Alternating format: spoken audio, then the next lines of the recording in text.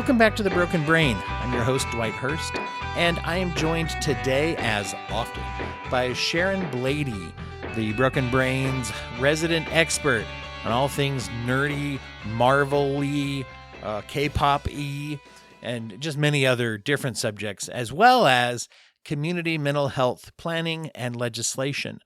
Sharon was the health minister for the province of Manitoba in my great neighbor to the north, Canada, as I am in the U.S., but it's the neighbor of different directions for some of you in our international audience out there. But this discussion today, which centers around the Marvel TV series Miss Marvel, that aired on the Disney Plus, and is a cool tribute to what's become a more recent classic in recent years amongst Marvel Comics, which is the Miss Marvel run, written by G Willow Wilson and illustrated by Adrian Alphona. And that's Miss Marvel No Normal and Generation Y, two pretty classic journals. And my understanding is that the series is based largely on these, although there's some different origins and things. Anyway, you can listen to that as well, or watch that, I should say, and listen to us talk about it. But one of the most exciting things and unique things about this episode is that episode triggered a conversation about Sharon's experience with lobbying, legislation, and community health planning, including, of course, mental health, as she is an active mental health advocate and a trainer as well in all areas mental health. You can learn more about Sharon's work at speak-up.co or possibly speak-up.co. That's a wonderful website about her use of comics and Marvel stories to advocate for mental health. And stay tuned for the mid-roll break of this episode to learn more about the upcoming EMDR training by the Three Rivers Training and Carol Miles, licensed clinical social worker, who has become a sponsor of The Broken Brain. And more details about that to come. But for now, let's dig on into Miss Marvel. Recording in progress. We're ready to Marvel. To Miss Marvel, Yep. that is. Yeah. I don't think we miss any Marvel. I think we see all the Marvels. Anyway, There we go. So that was the joke I decided to open with. That was terrible. It's okay. There's something to be said for preparation, I guess, right? That's. I'm just a walking advertisement for the need for preparation.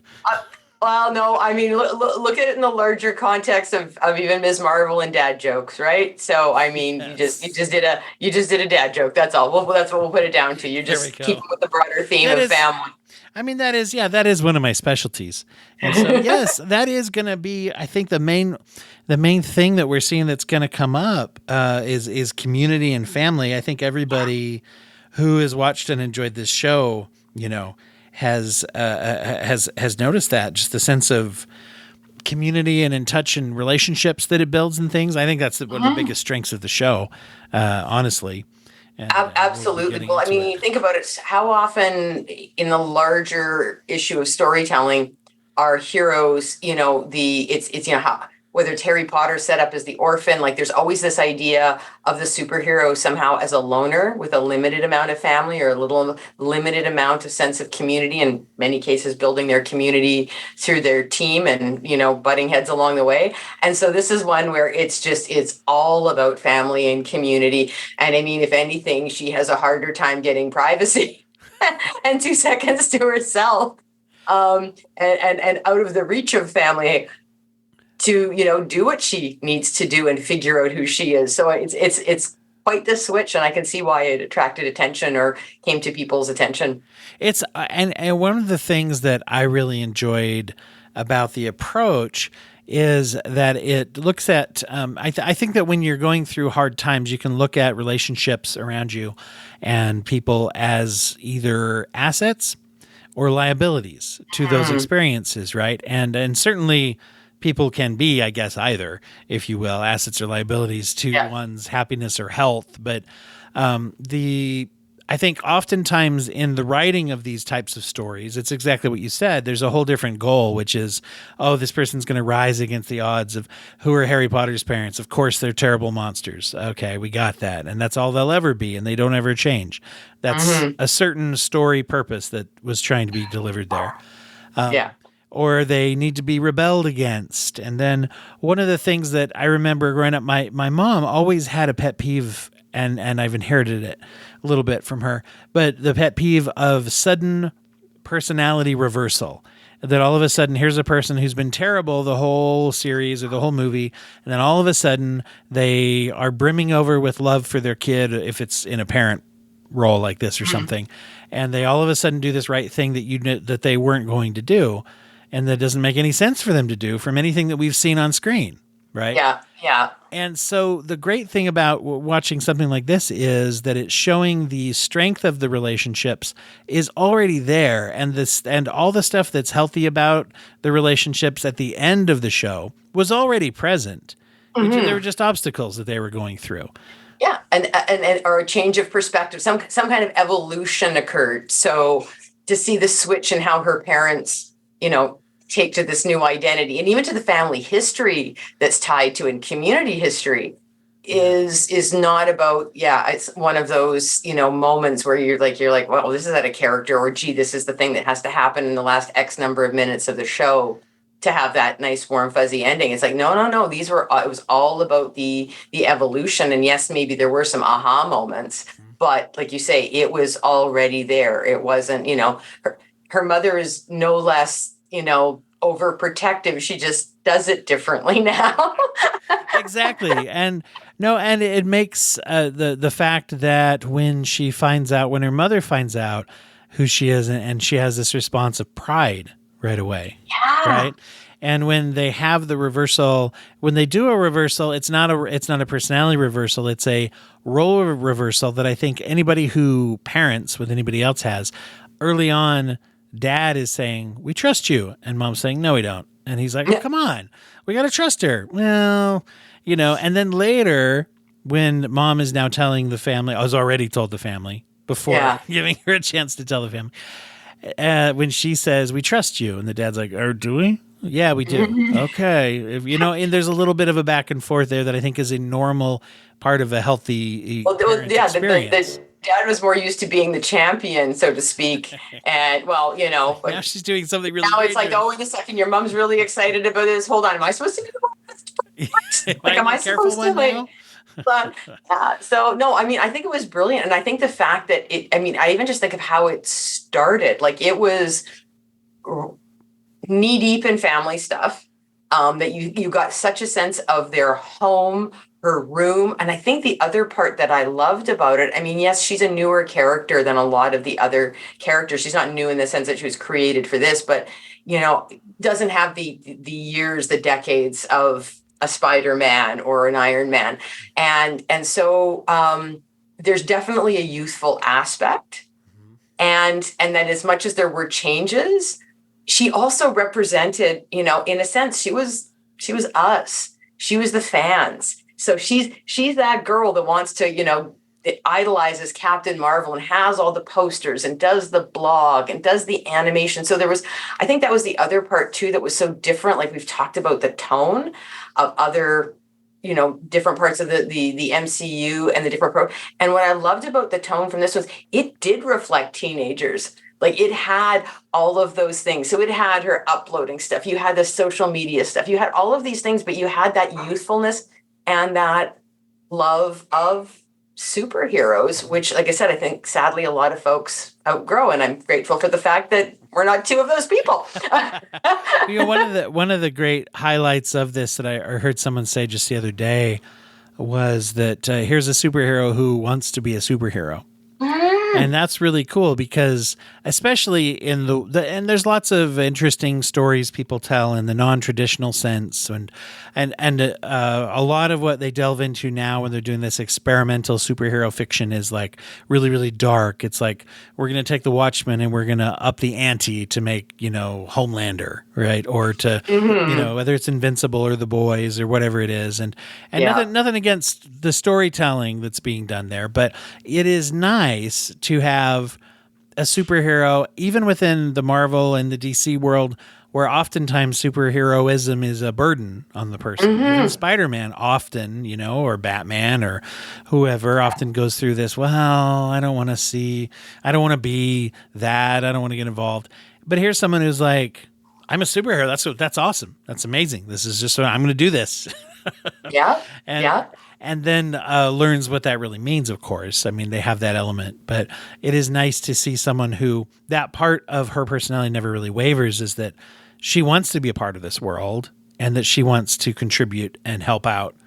You know, you saw it in Hawkeye, obviously, with Kate Bishop had that element. But so I think we're setting that up with some of the youthful exuberance of people now, because in that world that the MCU has created, this is I guess I would say career path. I mean, you know, some mainly you need to have some kind of superhuman ability, enhanced ability of some kind.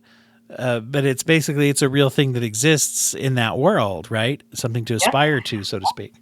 And it flips a lot of the normal like tropes and stereotypes on their head, because it's not she's not Peter sneaking out.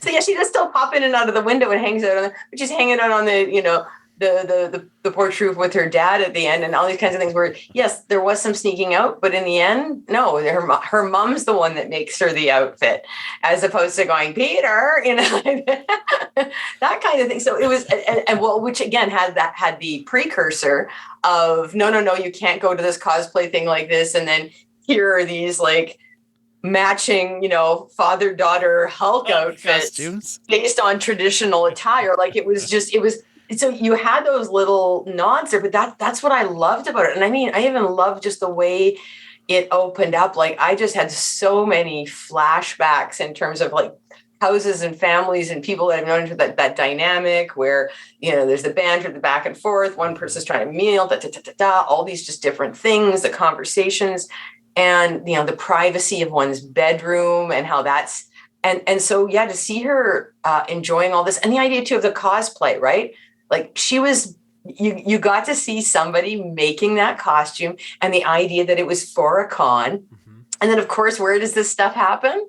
It happened, like, so it all first unloads at the con. And again, you watch them planning. So that was a whole other thing about this. Again, like you talk about this organic and what do, heroes do? And, do you fall into it? Well, yeah, they still had that little bit of like the nod to the Peter Parker, I got to sneak out, and the elaborate plan, which of course goes sideways and then culminates in, hey, that again, that one little bit of bling, because no cosplayer ever has left the house thinking that it's 100%. You always think that it's done. One piece, and somebody compliment, there's actually this, shh, don't talk about it. Nobody needs to know about the extra detail. They're enjoying your costume. Suck it up, like revel in the glory. And so this is it. So this is this idea of, what that one transformational piece was, and that it's still tied to family, right? Because there's her mom with her own issues, with her own family, and great, there's family, great.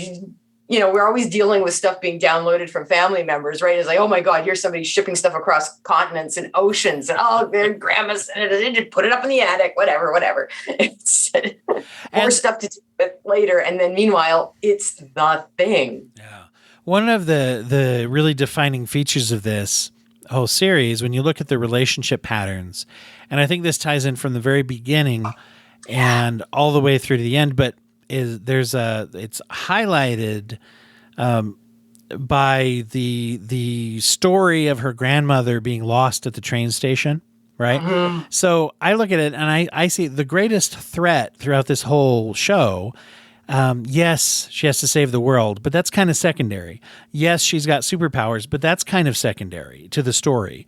The biggest threats are that she will be disenfranchised from her community or detached from her parents. I think that the times of the greatest tension for the viewer are times where, oh my gosh, did she, they think she ruined her brother's wedding. She feels like she ruined her brother's wedding. Yeah. Her mom isn't going to be proud of her when she finds this out. Or her dad, who's just so attached and loving, is he going to be able to support her? What would all the community members think? Even her imam, when, would she lose his respect? Kind of in her eyes, that's important to be a respected member of this mosque and this community. Those are the real threats. And so I feel like there's a microcosm of that is the great task, even that is so big that she goes back in time for it, is to help her grandmother reunite with her father, literally reunite when she's lost during this great partition memory. And so to me, that was kind of the message. And that also, for me, also transcends a lot of the critiques. There's not a lot of people saying a lot of negative things about this that I've seen. I've seen a few. You've got your haters who just hate all kinds of like superhero fiction, but we don't really address them. But one of the things I did see, someone said that, the bad guys, they kind of just like fizzled, or at the very last moment, the main bad guy she just goes, yeah, you know what, I'll help close this portal to save the world. Why did she do that? That wasn't, but the fact is she was reuniting with her son too, right? I guess what I'm trying to say is it makes so much sense if you watch this with the standpoint and the idea being that being alone and disenfranchised and cut off is the greatest, like the worst thing that can happen. And it makes people do all kinds of things, one way or the other, for that, to avoid that. Well, exactly. And especially too in the context of a teenage superhero or a teenage hero, because you're at that age where you're trying to figure out who you are, and you're trying to come up with, the ways that, again, we're all familiar with teenage rebellion, right? You're at that idea of you're trying to assert your own identity and create this distance from your family. And yet at the same time, so it's what's that? You're finding that sweet spot, so to speak. And so this kind of thing fits in there perfectly, because it's the, yes, I want to grow up. I want to do this. I want to do that. But I also don't want to be, at 16 out on my own, having to look after myself kind of thing. It's that place where so again, I think like so many other cool things about superhero stories is that it just takes that and it just brings it up like to a different level or puts it in a different format, but it's the same issues, right? It's the, you don't want to listen to everything. Oh my God, Mom, you want me home at what time? 9 something or other on a weekend, and no parties, no boys, no this, no that, whatever, all these other different things. Well, okay. Yeah. But I also don't want to get grounded for forever or whatever the consequences might be. And so it takes those things and it puts them in that different framework that makes them funny and makes them, the dynamic, that she has with different characters. Like I think of, first of all, with her parents is one thing, but when you start getting into, I'm trying to remember his name, suddenly escapes me. Why am I having this? The boy that she's interested in, because I'm right now I'm wanting to say her brother's name and it's not the right name. But you don't mean Bruno. No, not Bruno. Oh, there's other dynamic. So there's the boy that likes her, Cameron. Cameron. Sorry. Yeah. So the idea that, so there's Bruno that likes her, but then there's Cameron who she, catches his eye. And then they, even using the angle of like being, cousins when they get run into, because, oh my God, I'm out at a restaurant with the boy and here comes my brother Hassan. And what am I going to do? And then finding out that he's actually the link to this other thing, and that he's got, like you say, those other family dynamics that play out. And in terms of, like the notion of who the villains are, like you say, it's a lot more complicated. And I think it's also too the idea that it ties into, well, again, culture and community in terms of identity. So they use it as the idea of being Jinn and what that means. And so I heard a little bit of pushback on that, but it's like, wait a second. We got Loki and Thor, and Heimdall. Like this is one of those things where we call them Norse gods, right? But they're Asgardians. In the story, right? In the story of the onto the culture, right? Exactly. Yeah. In Marvel's world, this has always been a thing, right? To where these characters based off of mythology, and as we've talked about before, with comics kind of being our modern day mythology, it's really perfect to have it in there. But yeah, the premise, I think the story premise is that, well, people saw us and they started calling us this, and they started calling us, this or what gods or whatever, and said, so. The pushback on that area, I think when they talk about, I saw some people who kind of claimed that there was some cultural appropriation going on there, and I can't speak for that, not being part of that culture. I can say that the people who created the show and wrote the show were all parts of that culture, and if they're comfortable with it, I guess I am.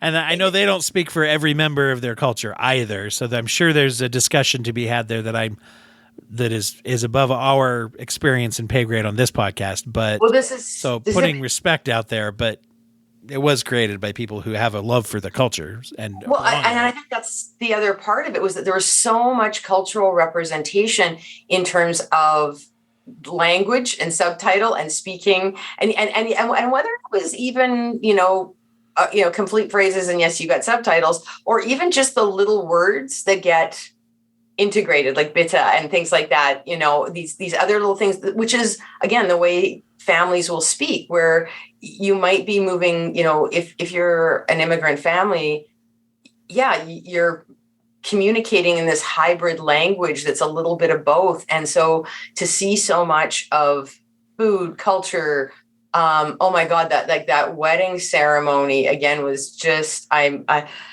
got outfits from a friend of mine. Fortunately, she passed away recently, but I mean, she gave me all of her saris and kameez and all of these things. I'm like, oh, okay, I got to start cracking those open. There's some beautiful clothes there that haven't been worn. I promised Don Watt that I would be wearing them. You know what it reminded me of? I don't know if you ever saw Bend It Like Beckham, that old movie. Yes. Yeah, it reminded me of the wedding scene there. It was an Indian family in that movie. And once again, that also depicted a lot of, and it made me think about the fact that here's a movie that has a superhero as a character in the show, but it hit me that if I knew, anything about this, I would watch the show anyway, even if there's no superhero in it, right? Let's say they never got around to the superpowers. They shouldn't bill it as Miss Marvel if they were going to do that, I guess. But I think, if you're watching a story that you would watch with or without the superpowers, it's a pretty good sign. It's a pretty good sign that it's a good show. But that was from a representation issue. When you think about the MCU, I mean, it was, and I love, I love Iron Man. I love Robert Downey Jr., but I mean, it did start off with a white guy and militaristic stuff, and folks of, again, other ethnicities from other, from the Asian continent being vilified. Yeah. So people from, so that idea of now seeing that flip where it's predominantly, folks who are from, different cultures that are, ethnic and political and linguistic minorities, to have them be the dominant cast members with the, again, dominant cultural contributions. And the fact that those things are, the fact that they had Eid in there, they having holidays, scenes within the mosque, the fact that they use some of those things as means of educating people in terms of like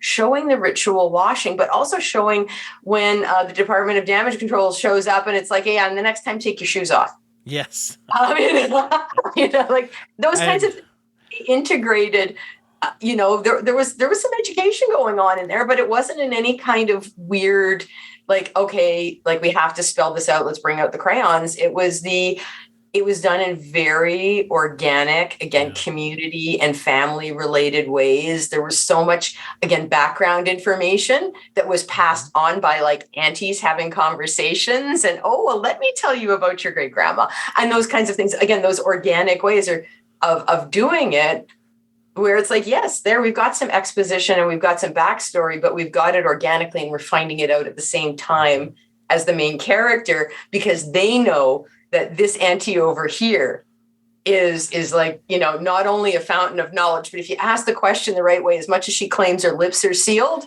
right. Whoosh, info dump, You just need the combination to that vault, and then all of a sudden. Yeah, exactly. The broken brain. You've had it happen before as a therapist. Somebody you're working with is working through trauma, maybe complex trauma, and maybe you've been working with them and they're having some progress, they're having some results, but they're struggling and you're worried about them and you're not really sure what to do. Well, EMDR is a way to go. I know you've heard of it, you're a therapist, but eye movement desensitization and reprocessing therapy is sweeping the field and has been for quite a while now as an evidence-based treatment. And, my friend Chris Revel, who comes on the program quite a bit, has talked on this program and other podcasts about how his complex medical trauma, where he almost lost his wife and daughter in childbirth, kicked his butt over and over and over again for months and months until he was able to get some EMDR therapy, and he does not have those symptoms anymore. So it's such an exciting thing. That's one of the reasons why I have had a sponsor come on the show. Carol Miles and Viviana Triana are trainers and social workers who train mental health professionals in EMDR. You can get EMDR certified by going to their trainings, which are online and easily accessible. You can get your continuing education credits as well. We are having a phase 1 training coming up September 7th through the 9th, and I'll be joining you as a student, as well as having them sponsor the podcast here. So phase 2 training is also coming up in October. They also have an option for those who have studied, who have done some EMDR in the past, but need a refresher to come in and audit the program for a fraction of the cost as well. And you'll see that when you go to carolmiles.com and click on trainings. When you register, there's different options for students, for working professionals, and for those who just need to audit and pick up the tips and tricks and things to help them get back on it, particularly focused on working with children. So very, very exciting, and looking forward to meeting you, myself, there at the training. There's so many easy tropes to go for when you're writing something with a small town or a small community, particularly a small religious community. It's easy to go for, oh, this person's going to be the controlling jerk.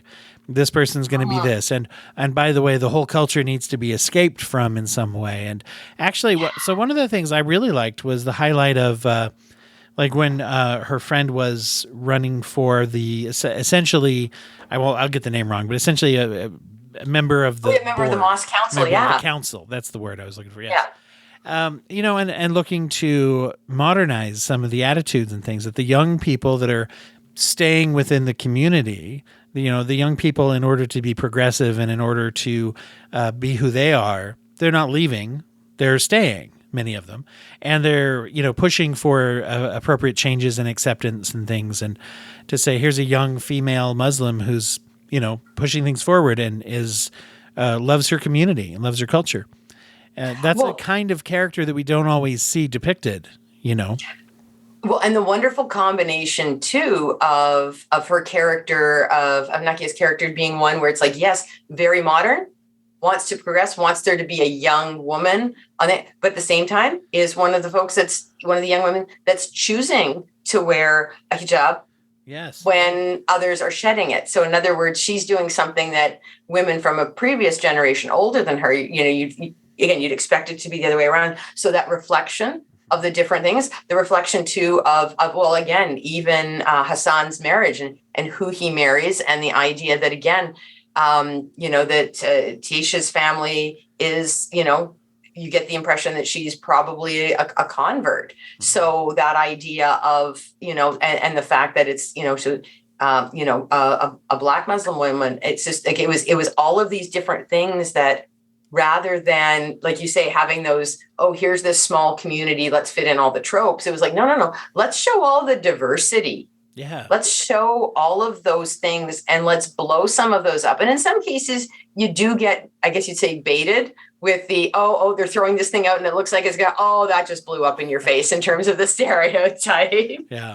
And I think the dad was a good example of it. The imam was another one who was a good example. And then other different community members. And they even played with it too, in terms of how they scanned the crowd. And so in some respects, they did the nod, but they were very tongue-in-cheek nods. And they were much more, I guess you would say, rather than being externally imposed, you've got your this, that, and whatever, here are the different segments. It's like, no. These are our internal things. There's these people that are that. Here's the anti-clique. Here's the, the clique of the girls that do this. Here's the boys that do that. So it was fine. There's going to be some stereotypes, but they're going to be our stereotypes from within our own community that are, again, tongue-in-cheek and done lovingly. And so again, that little bit of education, they're not the stereotypes you think they're going to be. Yeah. Yeah, and there's a great thing too, to where you see the theoretical aspect of when people are saying like, oh, what would her mother think, when they're talking about the theoretical superhero of their neighborhood. Yeah. And then when she's actually there, it's like, yeah. What would your mother think? But we got your back. And I think anybody who's been in a tight family or a tight, whether it's a tight religious community or a small town, you're kind of familiar with that at its best. That's what you see with a community. That's what you want with that type of community, is for people to be like, yeah, maybe we have our opinions and are infighting, and I'm old fashioned and you're new fashioned and we argue about this. But when the chips are down, we're going to circle around and protect, right? We've got each other's backs and we love each other. And that to me was one of the most emotional scenes, was in the end when the government officials are really kind of trying to move in on her, and all of these normal people with no powers or anything stand in front of these, soldiers essentially, and say, no, leave her alone, kind of a thing. Well, and especially too, again, going to that earlier part where you've seen the community, as represented, again, women behind the prayer wall, and the idea of, they've been caught chirping and they get disciplined, the proverbial, do you have something to share with the class kind of thing? And could you not do it now?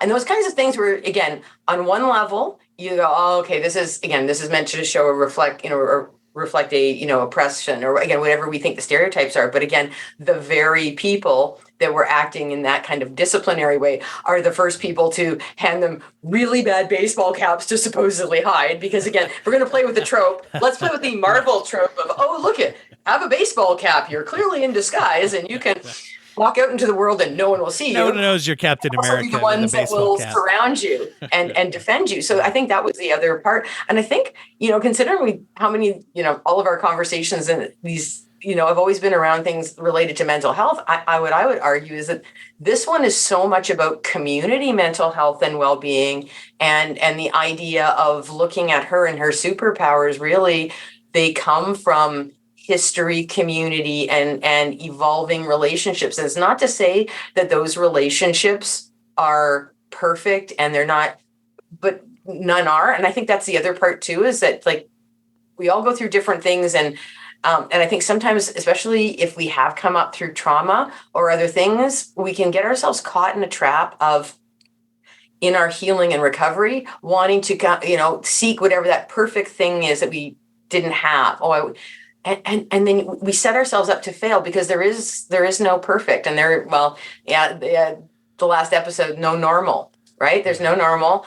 And so this was about everybody learning along the way, and being well-intentioned sometimes and having not so great impact, and pushing back on certain things because they don't understand, and then learning and just basically like an evolution where they fed off each other. And I would say in the long run represented really healthy dynamics, but not placing anybody on that non-existent perfection pedestal from which, first of all, doesn't exist. But even if you artificially put someone on there, you're setting them up to fail.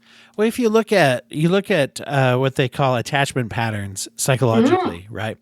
Yeah. And you look at that from a standpoint of kind of modern attachment theory. The attachment theory, of course, just referring to the way that we connect to others and the depth of that attachment that ideally evolves just from birth and from childhood before we can even think we're forming attachment, right? And whether or not we have what they call a secure attachment pattern and ability, or an insecure attachment pattern or ability, oftentimes has to do with the system that we live within. And if we're looking at the individual's mental health, then it's the family, it's the parents, it's the relationship, it's the absence or the presence of trauma, neglect, all of those kinds of things. And in this is, you're absolutely right. This is a community level. And because we see when the partition is depicted, and I think very effectively in that scene with the train station and people saying, well, brilliant. If we're lucky, we get to say goodbye forever. If not, we get trampled or pushed over to one side or another. We just never know what happened to that person ever. And just that little taste of that, you see a community trauma, a community PTSD that's being formed, right? Yeah. In the separation of the community. And they reference that around the dinner table when they're like, well, every family has partition stories. Exactly. Yeah. Well, and again, I think of my friend Dawn a lot. That was the same thing. Like I heard her family's partition story, and so it was that, and that's part of the reason why those outfits have the meaning that they do for me, is the stories that go with them. But it was that idea too, that like in terms of like attachment and looking at attachment theory, you can see the impact that that's had, for example, on her mother. Like her, if you were to talk about having secure versus insecure, her mother would have has a very, insecure attachment pattern, and you can see how it's trickled down. And that, but again, in that larger sense and what's happening, you see that they are doing their best, and she's got actually again, I would argue a secure attachment, especially relative to her folks, or mother especially. And so that's the other part too, is that we're products of our environment, and too often, we talk about how so we say stuff rolls downhill, and some of us intergenerational or multi-generational, things go sideways. What you're seeing here is how community has helped with that, because for what they don't have from family, and even the choice to move to North America again for something better, which happens with so many immigrant families, is like, do you get what you thought you were going for? What do you get instead? And what kind of community are you building instead? And so seeing how there was the creation of, far more secure attachments by folks that had varying degrees of relatedness in a way that, a lot of times when we think about attachment theory, so often it's more about, we think about, again, immediate family, right?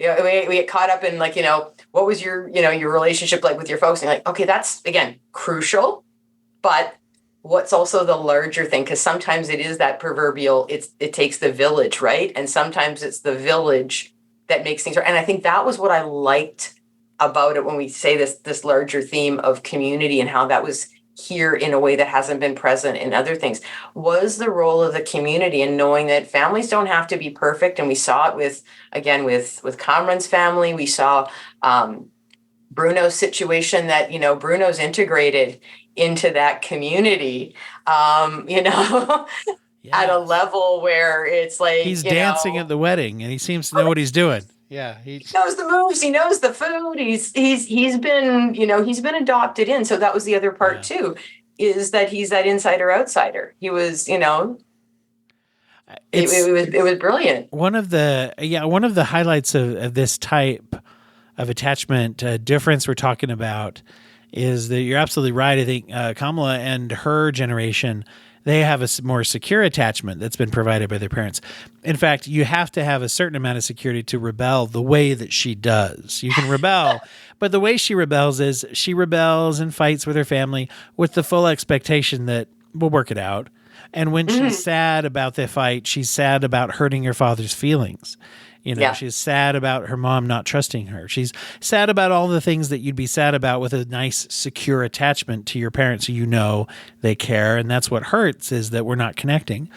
And then there's a scene in the somewhere in the middle, where her mom is talking to her and kind of bandaging her up or cleaning up a scrape that she got. And she talks to her about how she felt alone coming to America, and then she connected with the community and she made friends, and talking about the active repairing of those the damages to her attachment patterns, right? Yeah. And then what does she say to her, right? Is she's like, you're not alone. You're not. You know that you're not alone. Yeah. I know. Well, you can tell me. I know. I'm not gonna, but and that's a great example. I hadn't really thought about it the way you just said it, which is the generational increase of the ability to attach, and how that actually creates ways for Kamala's story to make sense in a way that it wouldn't make sense, otherwise. It's the pendulum swung sort of thing. Because when you think about how her, how her great grandmother was, the idea of being an outcast and not being understood, and this is the family shame. So the family shame, because of that generational change and the different, again, that change in attachment, change in different events, overcoming that, again, the trauma. That's why I think it was so important that you get that change, but part of that change required making the trip back and going to Pakistan and going and doing these things and seeing, the origin story, so to speak, and that, where did that bracelet come from? What does it mean? What's with all the toffee boxes? all of this, but again, those kinds of little things like that, those toppy boxes, for example, are still important. And then the different folks that she runs into and getting that other side to what this is about.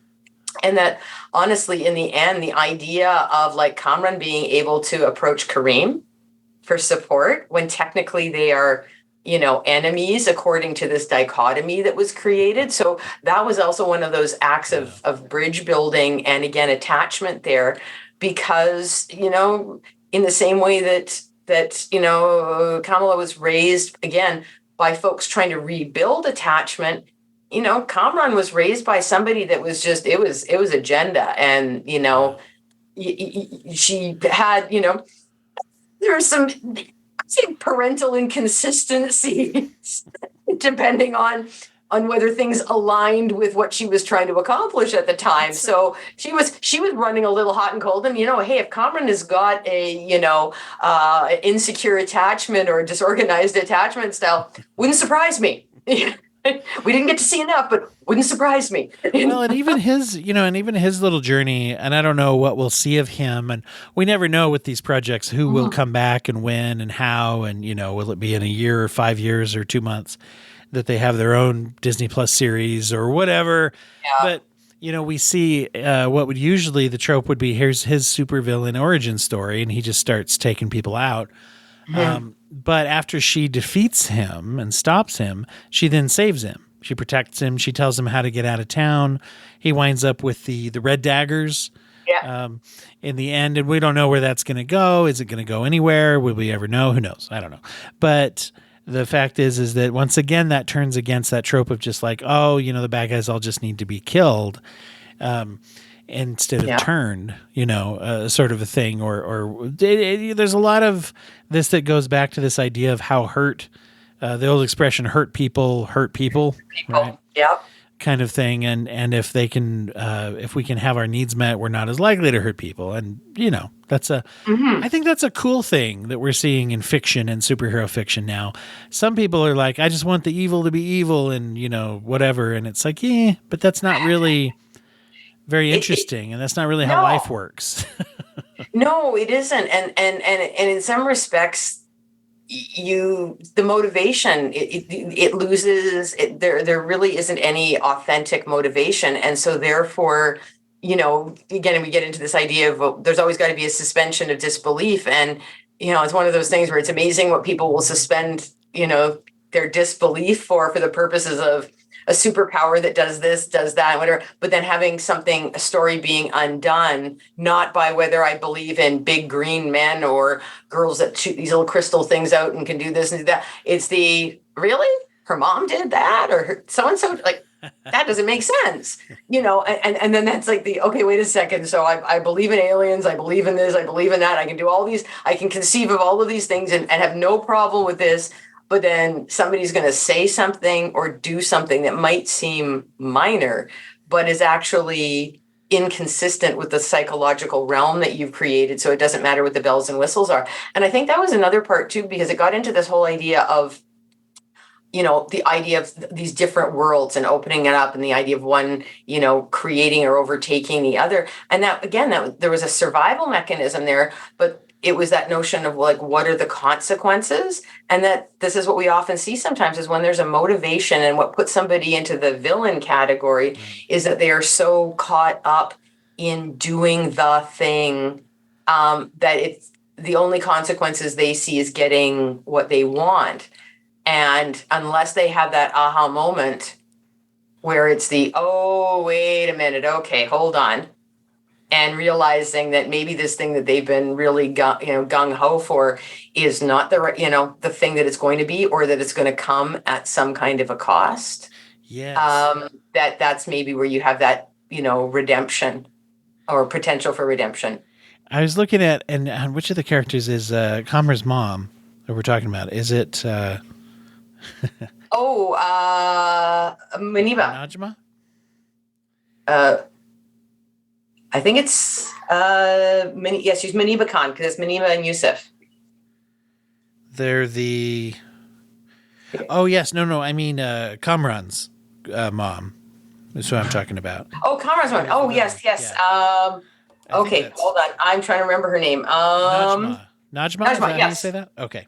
I'm going to make a little note of that. Yeah. Well, and again, she's got a whole bunch of stuff going on. And she's exactly the one, and that's what you're talking about, I'm sure. I mean, when you say that, like how things change.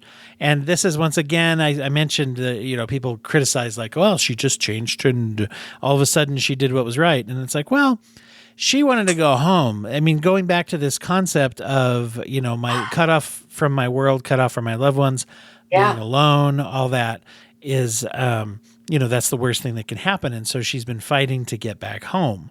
Right. And so when she realizes in that moment, not only is this going to not work, it's going to kill everybody, which then by extension kills her son who, they had a falling out where she left him behind, but as far as him being destroyed and everything like that. So, I don't know that her change is really a change as much as it was a change of data that made her make a different decision at the end to say, oops, I need to try to undo this thing that I've started. And what's interesting is it goes back to attachment and place, right? Because again, going home, a sense of home.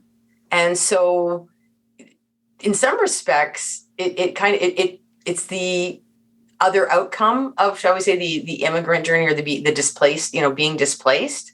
And so you had the broader community representing what happens when you end up in a different place and you're able to build community and have that support and build strong attachment. Whereas Najma, represents that idea of what happens if you are left on your own and you don't have that network, that community, that support, and that ability to rebuild attachment and rebuild healthy attachment. And so, I think there were some really interesting things there because to me, it was at that parallel journey. This is what happens when things can go well, and and that some things that we've seen already with things like Wanda again, and where she's she just kind of went down the Najma path really long, really hard, took a lot of people along for the ride along the way. But yet, and I heard this and this was since you and I talked about it. I was mentioning something about it, and I just overheard someone talking about the movie, and anyway, about Wanda and her decision making. And he said, he's like, who wouldn't kill someone if it would protect their kids? And it was like, that's an interesting perspective. I mean, maybe not kill everyone in every dimension, but but it was like, how many people wouldn't if they felt, and so from their perspective, something made sense at the time they did it, that maybe was not a real pro-social choice or healthy choice. But and again, and that's that whole thing when somebody is knee deep in grief and trauma and hasn't had their needs met, hasn't had anybody reinforcing, and when they've been left to fend for themselves, like you get very independent, very defensive, and I mean, sadly, one of the things that happens is if you're in that defensive, high anxiety mode, and it's all of your, where effectively your amygdala is doing all the thinking, and we don't know how well that's going to work. And that you just move from one doubling down to another, then you end up in the world of, and especially if it relates to your children, your future, whatever, like that's just one of those things that takes whatever else it would be. Oh, it would be X if it was just me, but if it involves kids, boom, suddenly exponentially. So it's not 11. That surprising again. And this is also being done in this other way that superheroes, like mythological characters, it happens at a different level that's metaphorical. Yeah. One thought I'm having is we're talking about the community, and I'm thinking about, community mental health issues and community mental health interventions, right? This is an area where you have a lot of experience and I have no experience, which is making plans to impact. So, I mean, I'm sure in your service in your public career, right, as health minister, what kinds of things do people what kinds of things do you think people are not aware of when it comes to the kind of community health policy making and mental health policies? I'm sure it's I'm sure that's a kind of a broad question. Yeah, it's just like you got a week. alphabetical, chronological, order of budget lines? Where would you like me to start? I think honestly, it's a certain amount of stuff comes from a broader societal perspective. And that when we talk about community mental health and well-being, a lot of times people don't quite know what that means. And that sometimes community is, when we talk about community mental health, yes, it is that broader thing. And then for us, again, in Canada, yes, we have a public health system, but that doesn't mean that, that again, every province does their, we have a Canada Health Act says we have to do everything universally and accessibly and transferably and these other different things. But the idea is that how it gets delivered in Toronto is not going to be the same as what's in Vancouver. In some cases, it's the idea of the same thing, but you adapt to your communities. And so community mental health can mean a lot of different things. So it can be everything from your ability to access something through a public walk-in center or investing in something that's a grassroots community-based thing. So in other words, investing in programs that are run by whether it's a faith community, whether it's by particular immigrant communities, whether it's if our LGBTQ communities, this idea of it's not one size fits all. It has standard, it has a toolkit that's got some adaptability, but it's with the understanding that what's the community need? What is the grassroots community telling you? What are their pain points? And then how do you invest in the things that they need? And how do you maybe offer peer support? And maybe some communities, they're more comfortable with that's like out of my hands and I don't want to be, giving kinds of advice. But if you can give us access to resources so that we, as part of our larger social circles and community involvement and activities, can be the filter by which we can then connect folks to services that are appropriate for our community, or bring somebody in as a guest or something else. It's what works, because what's going to work for one community isn't another. And that's also really important too, is what's the language that people speak and how do they do that? And also recognizing too that we still have a lot of stigma related to community mental health and mental health in general. And it's great that there are folks like us having these conversations, but there are still a lot of folks. I'm doing some work right now with some organizations, and it's about mapping out programming, and we create personas of different characters that would represent aspects of their client bases. And without fail, there is usually one persona in all of these where it's has either been diagnosed with a mental health problem or has a very potentially obvious diagnosis, but there's different things related to stigma. So it's either I don't believe in this because I come from a community of X, or, well, I might have that, but I'm from a community that even if I believe it, I'm going to be stigmatized. I'm going to be, again, like Kamala's concerned. I'm going to do the thing. I rescued the kid, but but I'm worried that I'm going to get in more trouble for having dropped him the once because I hadn't figured out my powers than for actually saving him in the long run. Yeah. That kind of oops. But community mental health is so important. It's when we think about, I guess I always think about too with self-care. I think about Audre Lorde and her original definition of self-care, that it happens within a social context. So our mental health happens within a social context, as does our recovery and our well-being. So if we're not in a healthy community, it's really hard to have good mental health. I mean, it's like having good mental health in a foxhole or on the front line. No, it's one of the first. I mean, try, but you're the Marvel analogy I just thought of with the Save Your Life but Broke Your Arm is the Sokovia Accords, right? The whole Civil War thing, and I'm sure that must be not specifically the Sokovia Accords, but that must be a good metaphor for public life. There, I would imagine, to be like, how do we help over here without hurting over here, and did you find what kind of approaches, or how hard was it to deal with, especially communities that had been hurt by the majority, where there was this attachment and trust problems? I think the biggest problem that we often had was actually getting funding to folks that needed it because of competing interests. And this is one of those things, and we've seen it in both countries, and other places over the last few years, the us versus them thinking, and the idea of, populations that have settled here longer, and therefore say, well, if I can't get, if I, as a suburbanite, whose family has been here for 250 years, can't get access to blah, blah, blah, blah, why does so-and-so who's just arrived get this, this, and this instead? And why are they getting frontline treatment? Or why is there a clinician tied with them?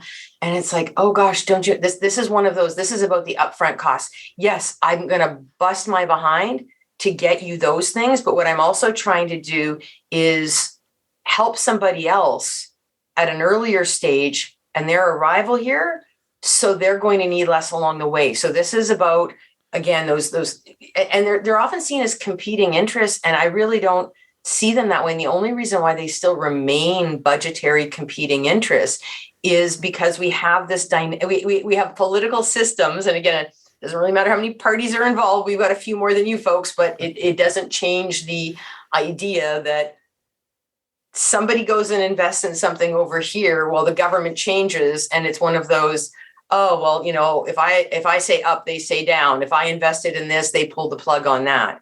And those kinds of thinking and I even argue the mentality that's still pretty dominant here in North America of, pulling oneself up by one's bootstraps, very individualistic and rights-based, as opposed to collective and responsibility-based. And what I always find the biggest, you just want to look at somebody and go, holy cognitive dissonance, Batman. So yeah. So what you've just handed me is some sort of Nordic model of highly integrated, fully funded, supported, whatever. But now you're telling me you don't want to be taxed. So the money tree is where? Pick one. Because in the end, those countries that do have the much more integrated, fully funded things that are higher taxed, in a sense, end up richer individually. You actually end up with the proverbial more spending money and the 6 weeks vacation and all these other kinds of things, because it's that whole thing about economy of scale. It's the analogy of the arrow, right? Yeah. I can take one arrow and crack it over my knee. I can take 5 and it's going to be harder. I take 20. And so it's the same thing. I'm investing that money in a way that I can spend it exponentially better. It's like daycare funding, right? How much can I spend on babysitters a day? But if me and my neighbors take all of the money and we pool, 100 parents pool all of their babysitting money together, you can get a daycare center, relatively speaking, as opposed to 100 random 16-year-olds or, the other mom down the street. So that's a lot of what we have to get over is not that you can't be proud of what you accomplish or do things individually, but really none of us does anything in complete, social isolation. And even when, and even in those examples where we're able to do something, and like you say, I actually don't believe there is such a thing as individual, 100% individual. That's such an outlier to say someone, I provided everything for myself and nobody helped me. I mean, because, if nothing else, you drove here on a road that somebody else built, right? Exactly. So all of that, we're all kind of in this together. And I'm with you that way too. I don't understand the mentality when people say, well, I had to do it, so everyone else forever and ever and ever and ever has to have just as hard a time as I had.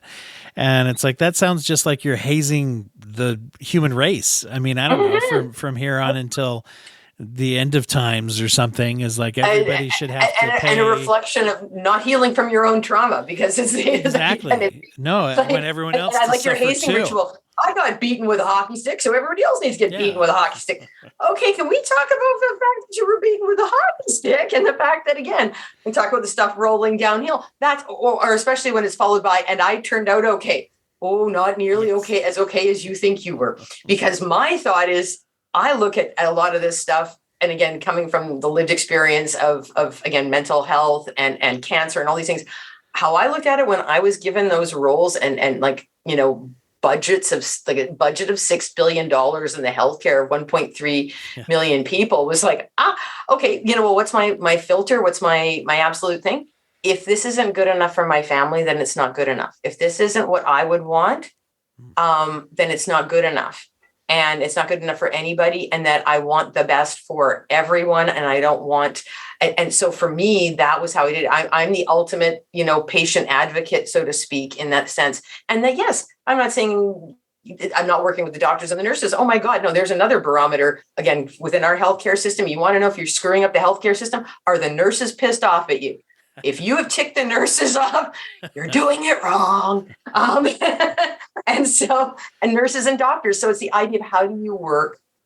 Because that's the other part too. If you invest in your nurses and your doctors and your infrastructure and your hospitals and all these other things, well, then people get better care and they're happier. So it's this whole integrated system. And again, it's not super easy to put together, but by God, it's super easy to mess up by pulling out a thing. And sadly, mental health has been, at the low end of the food chain, and which is ironic because you can't really have any other kind of health if you don't have mental health. Like, how many chronic diseases get tied to mental health in terms of co-occurrences? How many, like, it's you can't, ignore that one thread, because that thread is getting pulled on by everything. Well, you can't, right? I mean, and people sometimes want to overdo one of the biggest statistics, which is suicide. And I say overdo, meaning that it is very important because it's a leading cause of death. But sometimes I think we focus on that, and that gives us a false sense of security that if I don't believe that I'm going to kill myself, I'm okay. And much, much more frequent, even more frequent, although suicide is dangerously frequent, much more frequent than that is people whose quality of life and quality of relationships is tanked by mental health issues. And it never gets fixed. It just is like, if I can float along and technically not end my life, that doesn't mean I want to be miserable. And that doesn't mean that doesn't impact everything around me as well. And that's also coming in too late in the game, because the idea is that if we're investing in mental health, and I would even argue, like I said, neurodivergence as well, because those of us with neurodivergence, whether it's autism, ADHD, dyspraxia, dyslexia, if we're not understood early on, guess what? We automatically get the bonus double up of mental health issues. Oh, great. Because, dyspraxia wasn't enough with my ADHD. Let's go throw in some trauma. Let's go throw in some anxiety associated with microaggressions and all these other kinds of things. Because, I didn't have enough on my plate as a 6-year-old. Let's just amp it all up. So the thing is that if we started this stuff sooner, then actually you're paying money. And, like the PACS Good Behavior game is one of the most wonderful tools that's out there that I'm aware of, that accommodates for things like, again, if home supports aren't strong, community, it helps with socialization and communication. And again, positively reinforcing good behaviors and socially, positive, psychosocial behaviors. And then basically by doing that in the early grades, then you naturally get stuff progressing up through the school year. So kids, you start that in grade 1, grade 2, and that cohort rises up. Well, you've got a very different bunch of grade 12s than kids that don't get that. And then especially if they don't get that and they're in a neighborhood where kids are already at risks, it's good for everyone. But so it's one of those, like, where do you want to pay for it? Do you want to invest in a bunch of grade 1s and their mental health and well-being and pro-social behaviors? Or do you want to be investing in, involvement that is far more complicated later on, related to mental health, behavioral issues, possibly involvement with the justice system or other kinds of things that are bigger knots and harder to untie? So this, people kind of write this stuff off and go, it's throwing money. It's, warm and fuzzy, because you're not solving a problem. And I think that's where you mentioned, like, the, preventing suicide. It's like, give people tools, conversations, supports, whatever.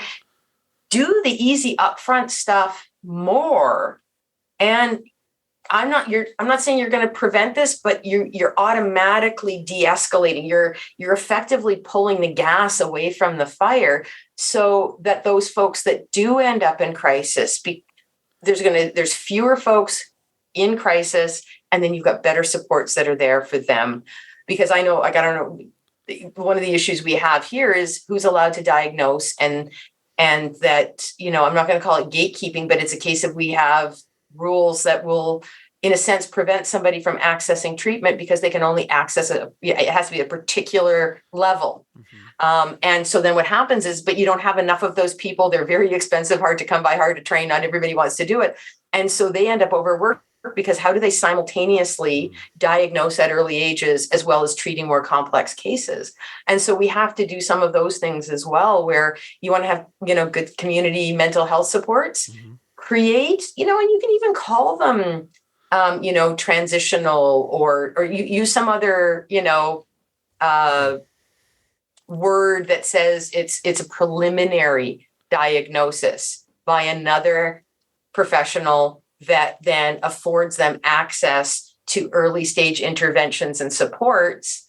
And a lot of times that solves the problem, and you're not resorting to crisis intervention and other kinds of more extreme supports that are needed later. It's really interesting to think about those for most of us, and myself included, even just as a mental health professional, making decisions for maybe, on a very individual basis. But then when you take that more stratospheric view and say, how do we actually make a system change to affect so many people? It's very fascinating to see. Yeah. Well, no. And I mean, to bring this right back to Ms. Marble, right, is that she's got a community that, and again, I'm not saying everybody, there's no poster hanging outside the mosque saying, and this is the home mosque of, you see the signs outside the city, home of so-and-so, mosque of, Kamala Khan, Ms. Marble. But the thing is that if you think about growing up, and what you're allowed to talk about, I can't imagine what it would have been like to grow up and be in a classroom where I wasn't viewed as an anomaly, for starters, for being left-handed. There's, I think, 3 of us in my class. So again, that coupled with what would turn out to be neurodivergence that had me labeled as quirky and all these other things.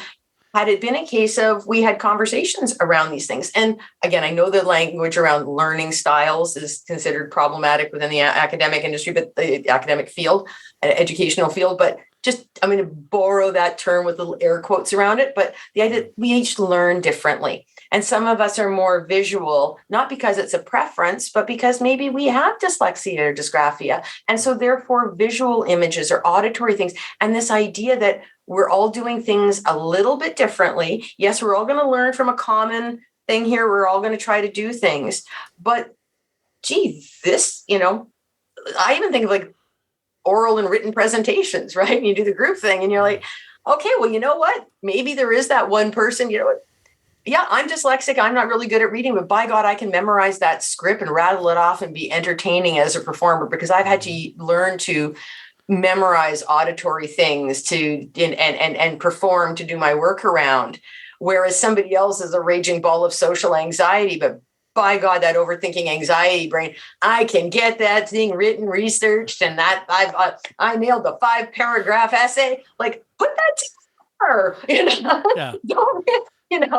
I'm not saying that the socially anxious kid is never going to learn how to public speak, but create those environments by which they already feel safe, have a healthier attachment within their community, and have that safe space within that classroom that then they can stick their toe out and branch out into this other place, knowing that nobody's going to be rolling their eyes, or launching spitballs at them. And it fits into that whole passing down an opportunity to develop more secure attachment than we had in our own experience, right? We were talking about earlier. As opposed to if I got hit with a hockey stick, then why doesn't everybody else? Don't hit. Yeah, right. Then I can help them not get hit. No. Again, we don't want to go down the Najma path. Hey, it sucked for me, so therefore I don't care if it sucks for other people or they got to suck it up. Yeah. So no, I think there's a lot to be said, and that's one of the things that I do love about this show is that so often with superheroes we get caught up in the exceptionalism aspect of it, which again, like I said, is very much part of our dominant culture, is the exceptionalism part, and this is about part of what makes her who she is, makes Kamala who she is is the fact that she is part of a community, and that rather than being that scared, again, like Spider-Man and not telling folks, Mom made her a new outfit. And frankly, it's got her name on it, or part of her name on it. And that she gets to literally grow up to be your hero, or like her hero, because we're going to get into whatever. I'm not going to speculate on that last scene there, but the idea is that, yeah, you get she was given a safe place, and despite all of her anxiety and the curveballs and the doubts and the challenges and even the rules of growing up, she was fostered in a way that she developed healthy attachments and got to grow up to be what she dreamed of always being. What's wrong with that?